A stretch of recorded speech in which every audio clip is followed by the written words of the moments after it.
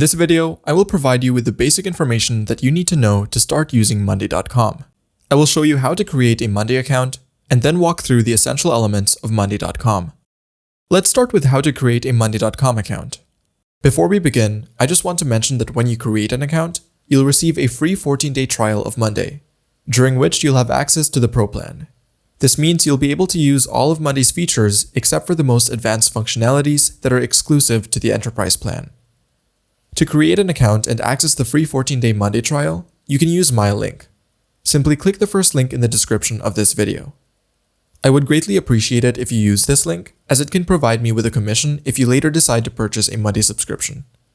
Okay, so let's go to the Monday website. Click Get Started and enter your email address. Then click Continue. Now enter basic information such as your full name, password, and account name.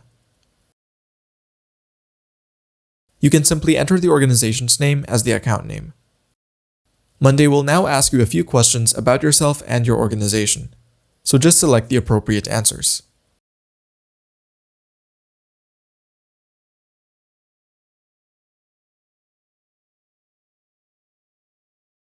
Okay, the first thing Monday suggests is the option to add teammates to your account. I will skip this, so I will be the only user on this account, but you can add someone to your account. Now you can create your first board. In Monday, boards are the central place where you can manage items. These items could be projects, tasks, leads, clients, or essentially any other type of data you want. So enter the name of your first board. Then select the types of columns to include in your board. These columns will store data related to the items. Next, decide what the items on your board should be called. Now, we need to choose how the data should be displayed on our board. Let's choose the most basic view, which is the table view. Enter names of the items that will be included on your board. Now we can add new or edit existing items on the board. We can also change previously set things, such as the name of the board. One more thing we need to do is confirm the email address. I go to the mailbox of the email address provided during the account creation, and in the email I received from Monday, I have the option to confirm my email address. It's worth mentioning that you can use monday.com in several ways. We have the web version. There is a desktop app, which may be more convenient for you to use than using Monday in a browser. You can download the Monday desktop app from this website. There is also a mobile app that you can download from the iOS or Android App Store. Now let's clarify what the difference is between an account and a user profile in Monday. An account represents an entire organization. It refers to the entire organization space on the platform. User profile belongs to a specific person within that account, representing their personal details and settings. So we can have an account that represents our company, and within this account, we can have company employees, with each employee having their own profile with specific settings. If you are an administrator, you can go to the administration panel where you can change account-related settings and manage users on the account. By clicking here, you can go to your profile.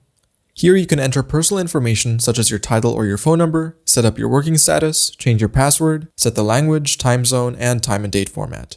Next, we have notification settings and session history. In the notification tab, you can set which notifications you'll receive and where. We can enable or disable desktop notifications. Then we have settings for email notifications, Slack notifications, and notifications within Monday. I'm leaving this for you to set according to your preferences, but I'd like to draw your attention to email notifications.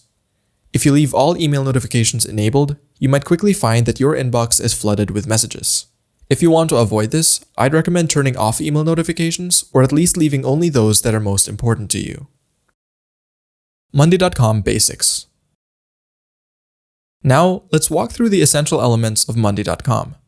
We have our monday.com account, and all the data in this account are organized in a simple hierarchical system: workspaces, folders, subfolders, dashboards, boards, and Workdocs. We have workspaces, then folders, subfolders, and finally dashboards, boards, and Workdocs. Let's see how it looks in practice. We will be navigating through the different elements of the hierarchy here.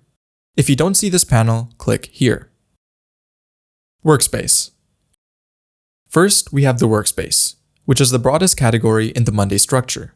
You can browse workspaces in this drop-down menu, To change the workspace you are using, just click on the workspace where you want to go. If you want to add a new workspace, click here on Add Workspace. Inside the workspace, you can store folders, subfolders, dashboards, boards, and Workdocs.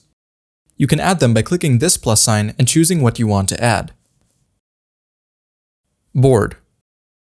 Now, let's add a board to our workspace. In Monday, boards are the central place where you can manage items. These items could be projects, tasks to do, leads, clients, and basically any other type of data you want. Boards are divided into groups, and you can add a new group by clicking right here. Then, you can add items to each of these groups by clicking there, typing the name of the item and clicking Enter. Or you can use this button right here to add a new item to the first group on your board. You can also see columns on the board. The columns store data related to the item. On this example board, we have columns specifying the task status, the task deadline, and the persons assigned to the task. We can also add other columns. To do this, click the plus sign and a list of various types of columns will appear. Some of the most commonly used columns are Status column, allows users to set an item's status. Text column, a straightforward text column where users can enter any information in text form. Numbers column, used for inputting numerical values such as costs, quantities, etc. Date column, allows users to pick a specific date and optionally time. People column, enables an item to be assigned to a specific user or multiple users. There are also many other columns that can be added depending on the user's needs. Once we have added columns to our board, we can hover over a column and click on the three dots. This will open a list of actions we can perform for that column. If we click on the column name, we can rename it.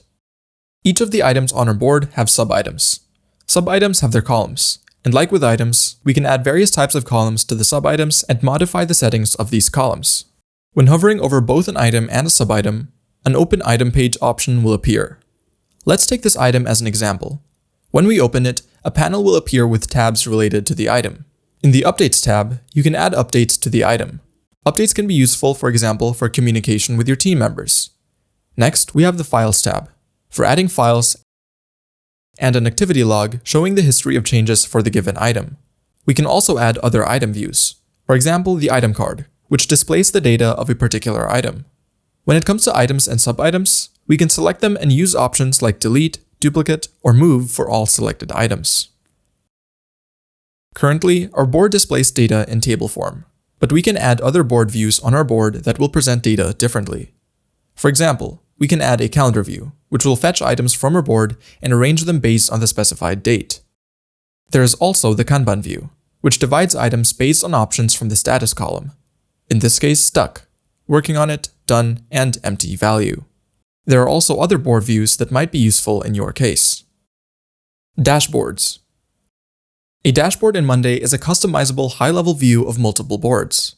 It allows you to pull data from multiple boards and use widgets to display this data in different ways. Widgets could be charts, numbers, timelines, and more. For example, I can add a numbers widget and adjust it according to my needs.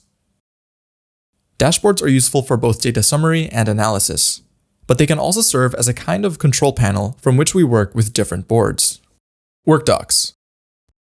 Workdocs and Monday are essentially collaborative documents. You can add different elements to Workdocs such as text, images, and files. You can also share Workdocs with other users, so you'll be able to work together there. Okay, before we finish, we've got something for you. If you are a new user of Monday and not yet fully familiar with all of its features and the platform as a whole, I encourage you to watch our Monday Beginner's Guide. It's a free video guide in which we go through the essential elements and features on Monday.com.